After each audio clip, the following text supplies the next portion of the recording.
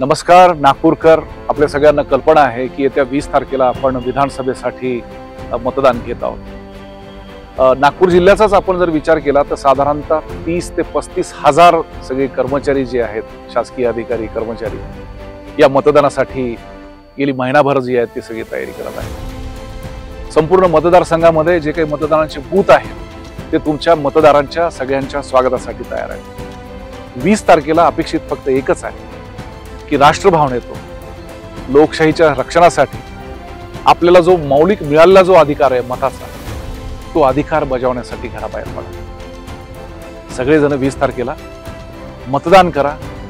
लोकशाहीचा हा महत्त्वपूर्ण उत्सव आपण अधिकाधिक मतदान करून साजरा करूया। नागपूरकर वोट कर।